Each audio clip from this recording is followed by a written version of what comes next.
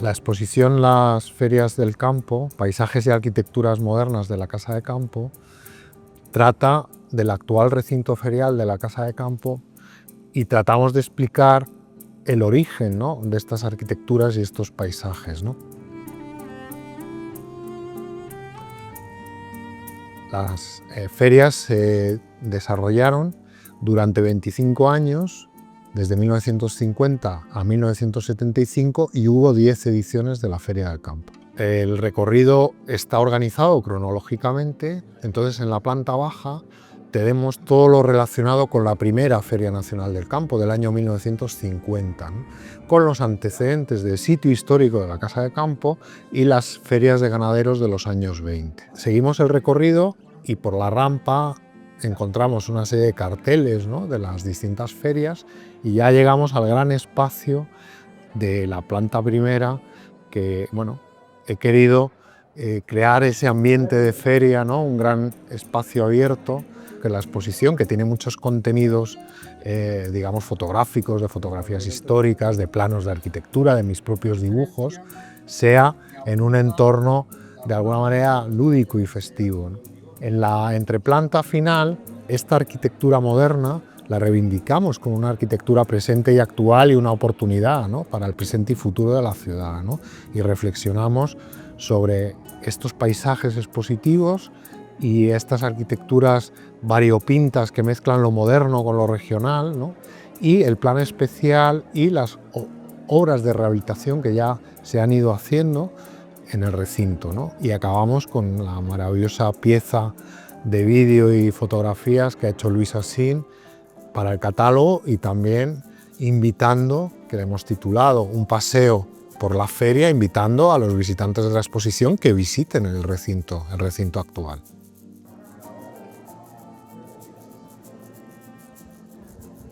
Las ferias del campo son un recorrido por el paisaje, las arquitecturas, ¿no?, también las cuestiones, digamos, sociales, ¿no?, más lúdicas, ¿no?, de cómo la gente vivía las ferias, y también es un recorrido por la arquitectura de dos arquitectos principales, que son los arquitectos directores del recinto y que hacen los pabellones emblemáticos, que son Francisco de Asís Cabrero y Jaime Ruiz.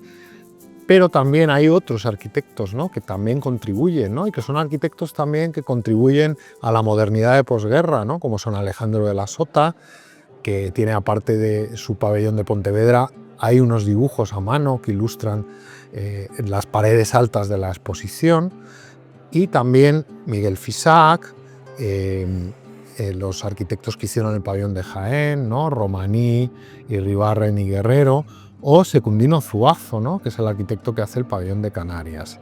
Otros muchos, como Rafael Aburto, y otros arquitectos modernos, me viene ahora a la memoria Rafael Cabestany, y otros arquitectos desconocidos también, que la exposición también pone en su lugar, ¿no?, y tenemos la oportunidad de conocer también esas otras arquitecturas. También hemos incidido en otra cuestión muy importante en la arquitectura de los años 50 y 60, que es esa relación que había entre los arquitectos y los artistas, ¿no?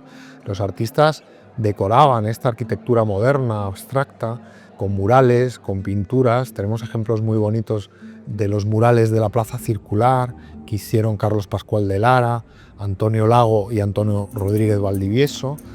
O, por ejemplo, la colaboración tan estrecha entre los hermanos de la Sota, entre Alejandro de la Sota, el arquitecto, y Jesús de la Sota, el pintor, ¿no? Y tenemos incluso pinturas de Jesús de la Sota que, digamos, acompañan y nos hacen entender, ¿no?, esa relación tan estrecha, ¿no?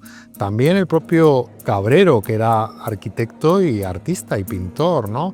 Y tenemos una pequeña instalación que se ve al fondo, que es ese cubo rojo, ¿no?, el cubo como forma simbólica que tanto atraía a Cabrero, ¿no? El cubo, para Cabrero, era la forma básica de la arquitectura de la que se dependían todas las geometrías. Y en el interior hemos hecho otra instalación, ¿no? O sea, el cubo es una casita que alberga estas maquetas de celosías de José Manuel Labra, intentando poner en relación las maquetas de las celosías de Labra con el techo del pabellón. Este ejemplo del pabellón de Pontevedra resume un poco la metodología de la exposición. Por un lado tenemos los croquis del proyecto de Alejandro de la Sota. Por otro lado, mi versión dibujada del proyecto, lo que realmente se construyó. Y luego tenemos esa relación de la arquitectura y el arte, de la que hemos hablado, en la que tenemos la contribución del hermano de Alejandro de la Sota, Jesús de la Sota, con estos maravillosos watch de peces que teóricamente iban a decorar las grandes paredes del pabellón y que finalmente se optó por hacer una decoración plástica inspirada en los muros de la iglesia de Rocham, de Le Corbusier. El propio Alejandro de la Sota nos lo dice, ¿no? Claro, otra cuestión como peculiar, ¿no? Como muy especial de las ferias, ¿no? Es esa exploración arquitectónica, ¿no? Con formas curvas, orgánicas, ¿no? Una primera arquitectura moderna, recorridos, ¿no? La S se lleva al recorrido de los recintos, pero también que se materializa en algunos pabellones. En la planta baja, en esa primera Feria Nacional del Campo, hay que ponerse en la situación económica y social de la autarquía, del franquismo después de la Guerra Civil. Los materiales son arcos de ladrillo y bóvedas de hormigón, y Cabrero y Ruiz logran un vocabulario y unas variantes, ¿no?, de esta solución constructiva con geometrías radiales en plantas y edificios realmente expresionistas y futuristas. Bueno, pues al público que visite la exposición también tiene otros ingredientes, ¿no?, que es el paisaje, los paisajes, y cómo los arquitectos, Cabrero y Ruiz, son muy conscientes del lugar donde están, ¿no?, y las vistas hacia la cornisa de Madrid, el entorno de la casa de campo, el lago, el río Manzanares, ¿no?, y cómo organizan todo el recinto con la topografía, los trazados, teniendo en cuenta esto, ¿no?, que eso hoy lo podemos visitar y lo podemos comprobar nosotros mismos. Bueno, la exposición yo creo que se ha pensado como una experiencia no solo museográfica, sino también casi como una experiencia sensitiva, ¿no? Tenemos los colores, ¿no?, el azul del cielo, el naranja del ladrillo, el verde de los pinos, el rojo con el que Cabrero pintaba las esculturas. Esos son ingredientes que nos acompañan en todo el recorrido, ¿no? Luego también hemos producido 3 maquetas que, bueno, pues digamos son el resumen de tantos años de investigación. Hay una maqueta que es realmente especial, sintetiza toda la investigación realizada. Aquí tenemos 115 pabellones en una visión tridimensional con la topografía del recinto. Esta es una visión acumulativa de todo lo que se hizo, ¿no? Tenemos aquí la primera feria, ¿no?, con la torre restaurante, la plaza circular, este eje, las bóvedas, pabellón de maquinaria, ¿no? Y luego tenemos la ampliación, que es ese recinto de la Feria Internacional, ¿no? Aquí tenemos la calle de provincias, donde están todos los pabellones de provincias. Hay cosas muy curiosas, como el pabellón de Aragón. Se conserva aquí la Puerta del Carmen o la Puerta de la Bisagra de Toledo. Pabellones totalmente pop, ¿no?, como sería este pabellón de La Rioja con la torre y una botella de vino tinto. Y luego tenemos las edificaciones importantes, estructurantes, ¿no?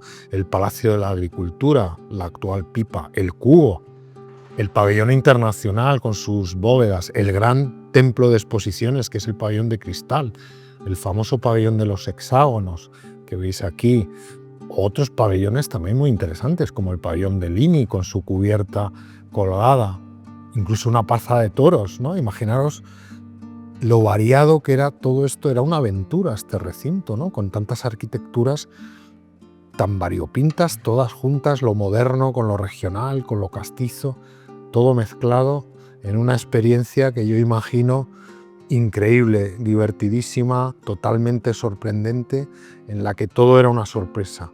Bueno, otra de las piezas especialísimas de la exposición es el préstamo que nos ha hecho el Ministerio de la Vivienda del pabellón de los hexágonos, ¿no? Es este pabellón que representó a España en la Exposición Universal del 58 de José Antonio Corrales y Ramón Vázquez Molezún, que tenemos estas 2 pequeñas maquetillas, una de la instalación de Bruselas y otra de la transformación que tenemos en la casa de campo del pabellón de los hexágonos.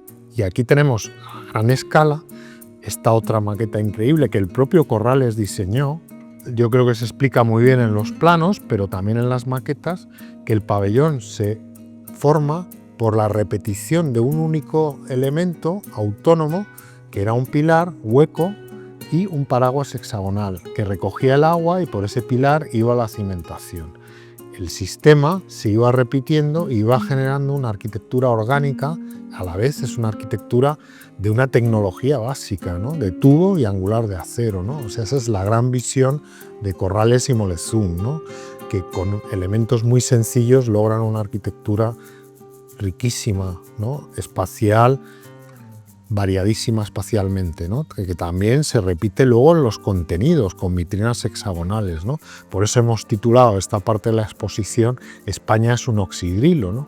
Que es lo que dijo Oteiza, Jorge Oteiza, ¿no? Hablando del pabellón, que España se formaba con la química del hexágono, ¿no? Y ponía en relación los contenidos de la exposición. Otro aspecto de la colaboración artística, ¿no? Con la arquitectura es la fotografía, ¿no? La fotografía de todas estas personas que entendían, que tenían un ojo para entender la arquitectura, y probablemente también la arquitectura de este periodo se ensalza y se valora por la obra de los fotógrafos, ¿no? Y tenemos una colección de fotografías, por un lado, de Jesús García Ferriz, que era el fotógrafo de Cabrero, que Cabrero llevaba siempre a sus obras, la colección del Instituto de Patrimonio Cultural de España de José Manuel Pando Barrero, que es una delicia, y fotografías de Joaquín del Corral, Kindle, pues yo creo que también ayudan, ¿no?, a visualizar esas fotos en blanco y negro, ¿no?, toda esa estética relacionada con la arquitectura que exponemos. En la segunda planta tenemos otros objetos que son las publicaciones de la feria, ¿no?, que gracias al trabajo de la biblioteca de la Escuela de Arquitectura enseñamos una colección de libros y revistas relacionados con la feria que yo creo que es única verla, ¿no? Y aparte complementan cuestiones que no enseñamos en las paredes, ¿no? Entonces, bueno, pues todos esos objetos el visitante los recorrerá, digamos, de una manera libre, ¿no? Que esa es una idea bonita, yo creo, que del montaje expositivo. Bueno, esta exposición convive, ¿no?, como una visión actual de lo que hemos heredado, que yo creo que es muy importante, y casi podríamos pensar en un registro arqueológico para futuras generaciones, ¿no?, y la importancia de conservar este patrimonio, ¿no? Uno podría especular qué pasaría con las bóvedas del pabellón internacional cuando dentro de 10 siglos quedasen algunos restos que nos hablaran de la tecnología, ¿no?, de ese momento concreto, ¿no? Esa capacidad que tiene la arquitectura de ser una máquina del tiempo, que yo creo que es algo muy impresionante. Yo voy a una catedral gótica y me traslado a la Edad Media, ¿no? Podríamos pensar que el visitante de la feria, en la exposición, va a retroceder a ese pasado de la feria y va a entender, ¿no?, y va a sentir con los nodos y todo lo que enseñamos esa experiencia de la feria, y después puede recorrer el recinto ferial actual y tener la experiencia actual, ¿no?, que nos lleva un poco a plantear el presente y el futuro de este gran recinto que tenemos en nuestra ciudad.